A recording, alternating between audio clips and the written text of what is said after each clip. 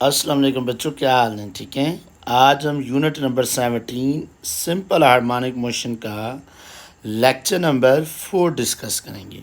Lecture number 4 में जो हमारी मेन डिस्कशन होगी, जो एसएलओ टॉपिक होगा वो एग्जाम्पल करेंगे, असाइनमेंट के क्वेश्चंस करेंगे और एसएलओ बेस्ड ऑब्जेक्टिव करेंगे मैथ स्प्रिंग सिस्टम के रिलेटेड।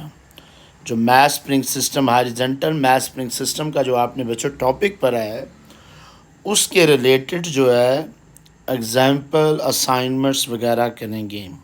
अच्छा, एग्जाम्पल नंबर 17.1 है, a fish is hang on a spring scale, what is the constant of the spring. यानी आपने स्प्रिंग कांस्टेंट फाइंड करना है in a such a way scale if the spring stretch 8 centimetre. तो पहला जो आपको displacement given है वो आपको गिवन है 8 सेंटीमीटर। अब आपको पता है कि डिस्टेंस का जो यूनिट होता है वो सेंटीमीटर नहीं होता सर, वो क्या होता है? वो होता है मीटर। तो पहला काम करेंगे, सेंटीमीटर को मीटर में शिफ्ट करेंगे। तो 8 इंटू 10⁻⁻² मीटर, ठीक है, या 8/100 आ जाएगा। तो ये आ जाएगा 0.08 मीटर, ठीक है बच्चे। उसके बाद फॉर अ 10 kg लोड, जो मास है वो कितना है? 10 kg। ये डाटा यूज़ करके आपने के फाइंड करना है। एक बी ऑप्शन में कहता है, बी में what is the mass of the fish that stretch this.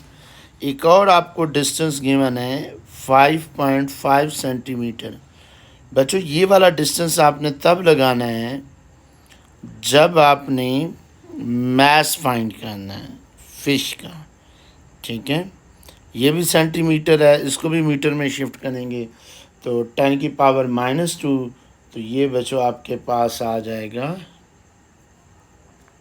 0.055 metre, ठीक है। अच्छा, के फाइंड करना है। ए पार्ट में फार्मूला लगेगा के इज इक्वल टू F/x, और बी पार्ट में आपने मास फाइंड करना है तो वहाँ आपके लगेगा weight is equal to restoring force. तो सबसे पहले हम ए पार्ट फाइंड करते हैं। ए पार्ट में है कि जो स्प्रिंग कांस्टेंट होता है ये किसके इक्वल होता है? ये फोर्स पर यूनिट एक्सटेंशन। अब यहाँ पे जो फोर्स होगी ये बेसिकली वेट की इक्वल है। फोर्स किसकी इक्वल होगी सर? वेट की। और वेट का क्या होता है? mg। तो k इज इक्वल टू, मास कितना गिवन है? 10 kg। g की वैल्यू कितनी है? 9.8। और x की वैल्यू, जो पहला x गिवन है k को फाइंड करने का, 0.08। तो यहाँ जो k की वैल्यू आएगी वो बच्चों आएगी 111225 न्यूटन पर मीटर, ठीक है। ये के की वैल्यू है। इसी के को आगे फिर हम फर्दर यूज़ भी करेंगे नेक्स्ट में। अच्छा, बी पार्ट में क्या कहते हैं? आपने क्या करना है? मास फाइंड करना है। अब बी पार्ट के लिए जो आपके पास फार्मूला है वो बच्चों है weight is equal to restoring force, ठीक है, फोर्स की इक्वल है। अब वेट होता है mg और फोर्स होता है kx। अब आपने क्या फाइंड करना है सर? अब मास फाइंड करना है। तो kx is equal to g। पहले पार्ट से आपने k की वैल्यू निकाली है, उसको आपने यहाँ पुट करना है।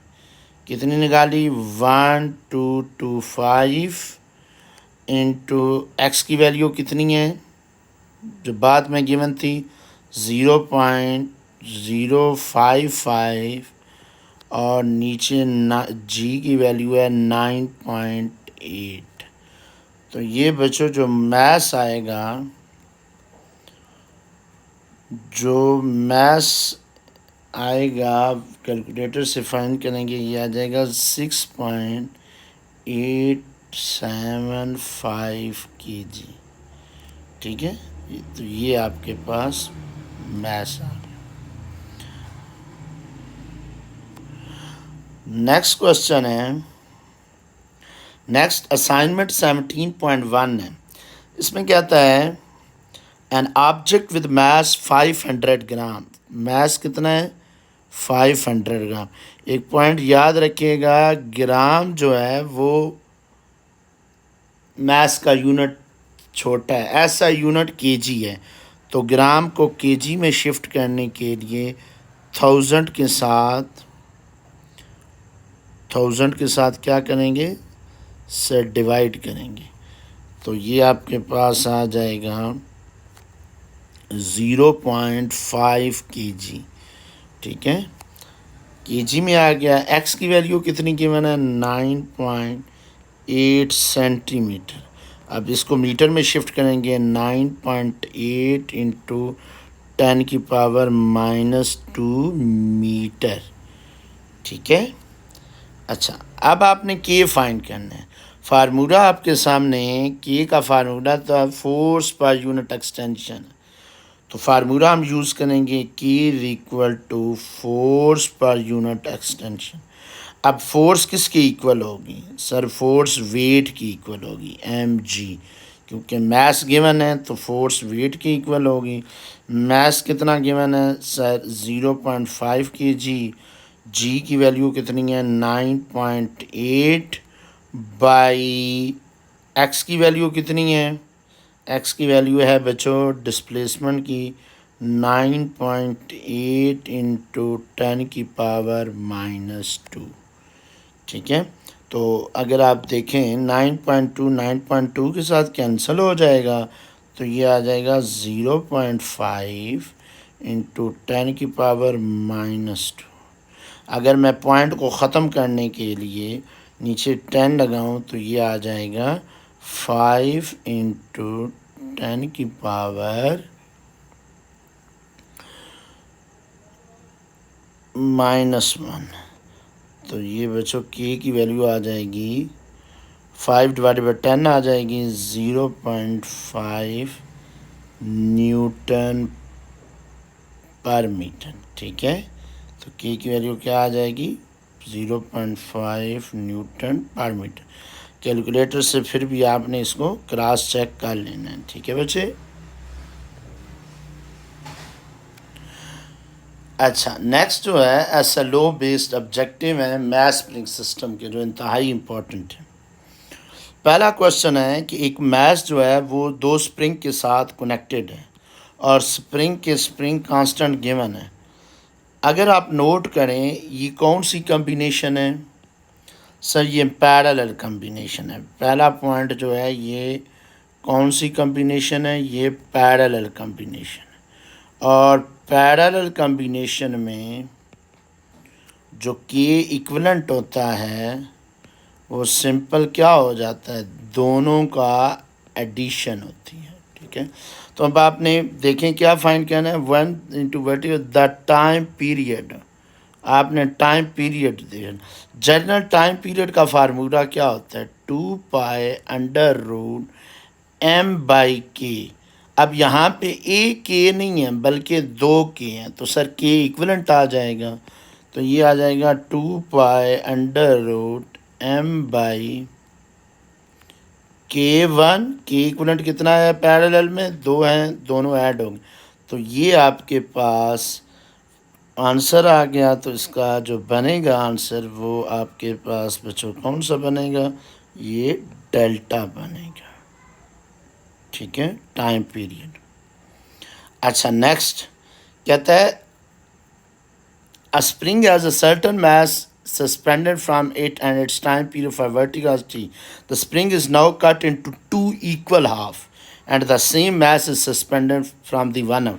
अच्छा ये इम्पॉर्टेंट पॉइंट है कि आपने स्प्रिंग को कट किया दो इक्वल हाफ में।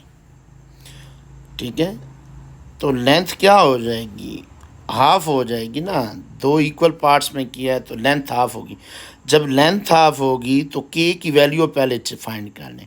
के क्या होता है, K is inversely proportional to length, K is inversely proportional to length.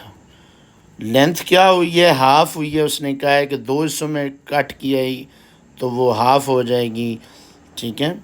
1/2 1/2 एक लेंथ है, तो ये के की वैल्यू ये 2 ऊपर चला जाएगा तो के विल बिकम डबल।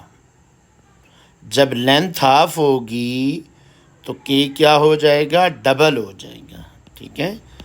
जब लेंथ हाफ होगी तो के की वैल्यू क्या हो जाएगी सर, डबल। के अब पता चल गया, तो उसने कहा है कि द टाइम पीरियड फिर क्या होगा जिसका के डबल हो गया। तो टाइम पीरियड का फार्मूला होता है 2π√m/k। तो टाइम पीरियड के साथ क्या रिलेशन बनाता है, 1/√k। तो टाइम पीरियड के क्या हो गया है, डबल हो गया, तो टाइम पीरियड 1/√2 हो जाएगा, नीचे √2।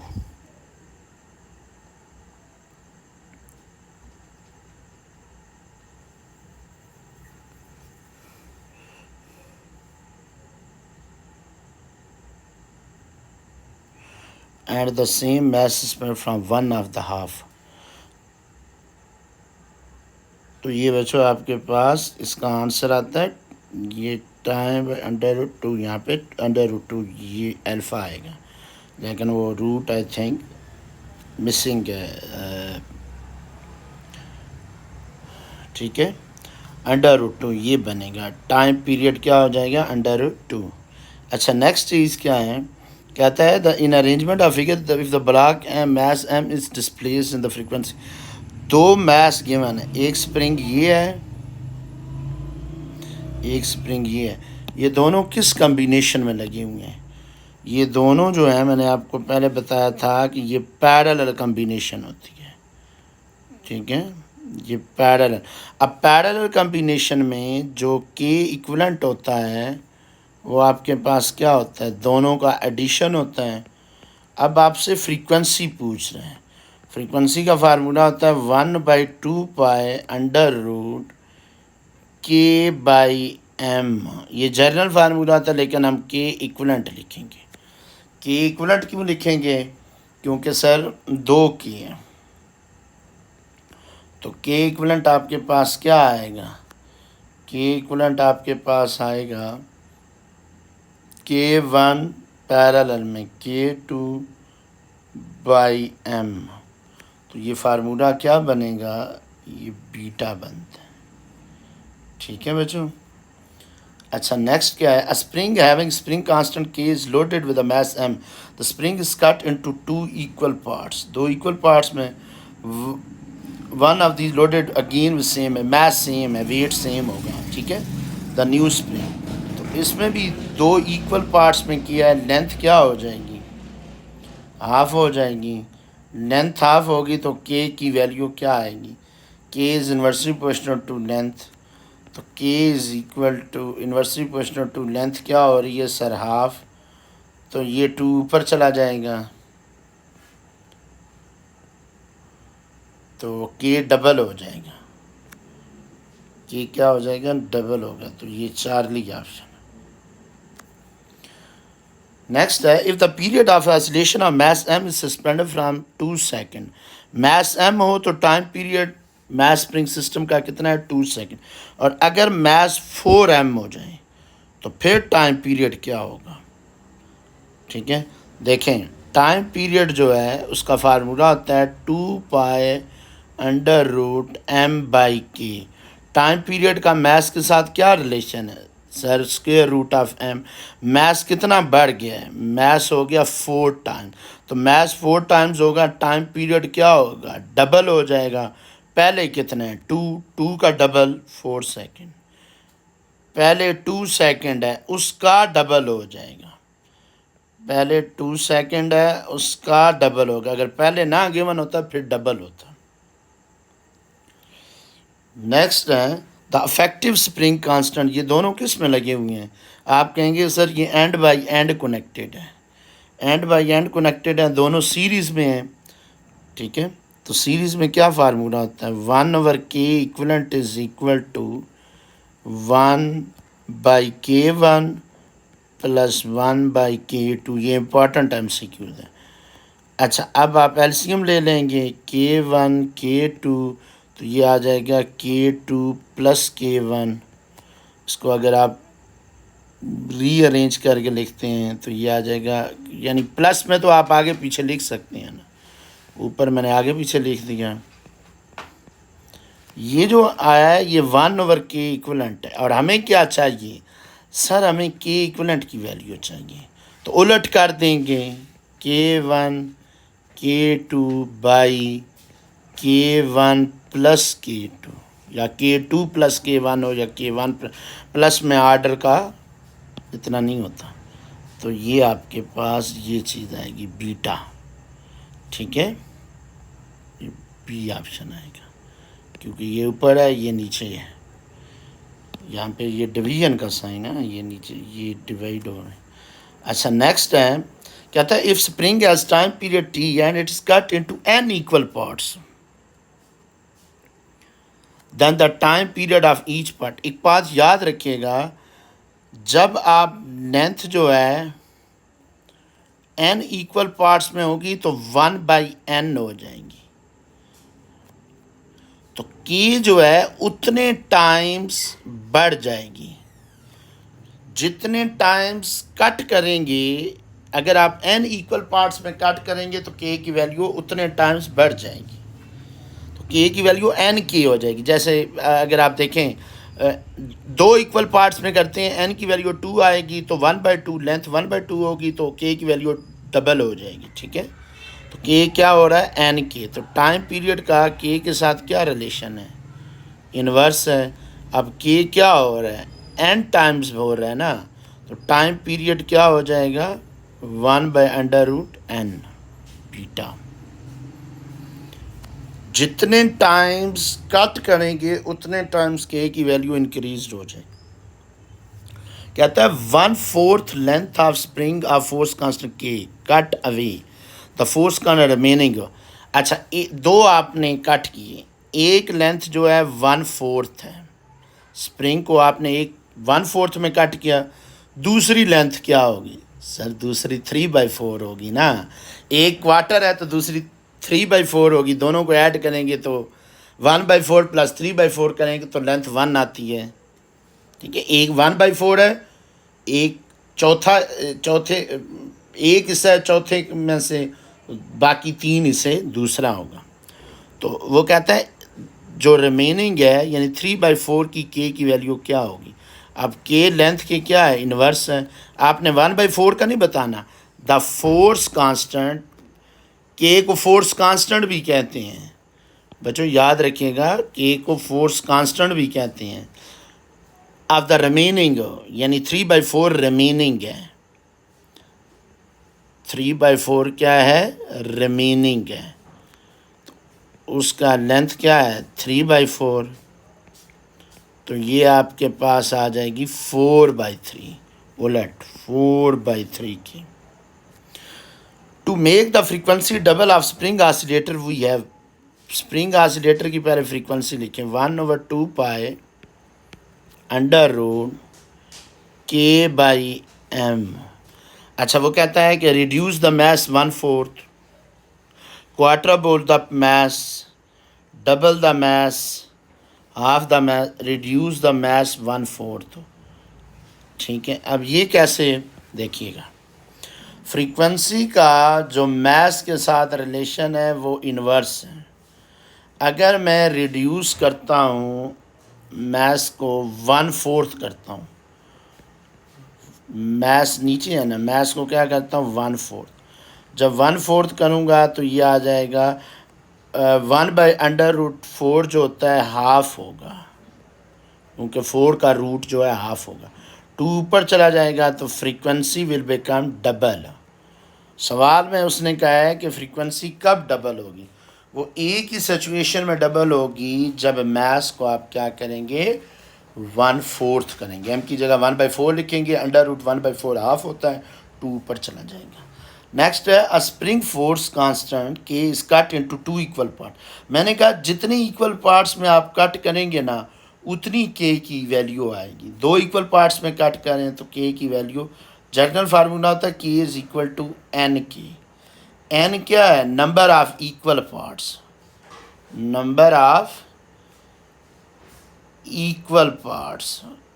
अगर आप 2 पार्ट्स में कर रहे हैं तो 2k, और अगर आप 3 पार्ट्स में कर रहे हैं 3k। बस डायरेक्ट आप ये शॉर्ट ट्रिक हम इंट्री टेस्ट में बच्चों को बताते हैं।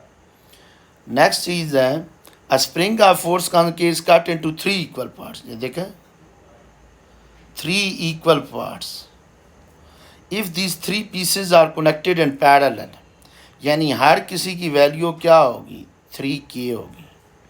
3 इक्वल पार्ट्स में किया है ना, k1 भी 3k होगी, k2 भी 3k होगी, और k3 भी क्या होगी? 3k होगी। हर किसी की लेंथ 1/3 है तो हर किसी की वैल्यू 3k होगी। फिर कहते हैं इन सारों को अगर पैरेलल में, अगर हम पैरेलल में इन सारों को लगाते हैं, पैरेलल में k इक्विवेलेंट क्या होती है? सिंपल ऐड हो जाती है। सिंपल क्या होती है सर? ऐड हो जाती है। 3 + 3 + 3, तो ये बच्चों 9 आएगा, 9k। Next a force 20 newton applies on a spring is extension produce 10 metre. बच्चों आपको पास फोर्स गिवन है, कितनी है? 20 न्यूटन। एक्सटेंशन आपको गिवन है, x की वैल्यू 10 मीटर, और आपसे k की वैल्यू की डिमांड कर रहा है। k क्या होता है? Force by x। फोर्स कितनी है सर? 20, x की वैल्यू 10, तो ये कैंसिल होके k आ जाएगा 2। ठीक है बच्चों, आइडिया हो रहा है। नेक्स्ट है distance covered by during one vibration of oscillation in terms of amplitude, यानी एक वाइब्रेशन में कितना डिस्टेंस कवर करेगा। अच्छा, पहले ये इधर जाएगा, जब इधर जाएगा तो एम्पलीट्यूड ए डिस्टेंस कवर करेगा, फिर ये इधर से इधर वापस आएगा, फिर ए, फिर ये मीन से इधर जाएगा, फिर ए, फिर ये एक्सट्रीम से दोबारा मीन की तरफ वापस। अब इसका पूरा एक चक्कर हुआ है, तो कितने ए हैं सर? 4a। डिस्टेंस 4a है, लेकिन जो डिस्प्लेसमेंट है ना इसका, ये पॉइंट याद रखिएगा, मैं इधर लिख देता हूँ। डिस्प्लेसमेंट 0 है, क्योंकि घूम के वापस इधर ही आ गया। डिस्टेंस नाम 0 है, डिस्प्लेसमेंट क्या है? 0 है। A mass attach to spring complete 60 vibration. Number of vibration कितनी है सर? 60। हाफ मिनट, टाइम कितना है? Half minute 30 second. और आपको फ्रीक्वेंसी फाइंड करनी है। फ्रीक्वेंसी का क्या फार्मूला होता है? अगर number of vibration time n/t, तो सिंपल है, नंबर कितने हैं सर? 60, टाइम कितने हैं? 30, ये कैंसिल हो जाएगा, 2 हर्ट्ज़ आ जाएंगे। ठीक है। नेक्स्ट है the SI unit of spring constant identical to the surface tension. इनके यूनिट भी सेम होते हैं, इनकी डायमेंशन भी सेम होती है, क्योंकि सरफेस टेंशन भी फोर्स बाय लेंथ होता है, और फोर्स की यूनिट न्यूटन और लेंथ के मीटर, और यही आपके पास स्प्रिंग कांस्टेंट या फोर्स कांस्टेंट के होते हैं। ओके बच्चों।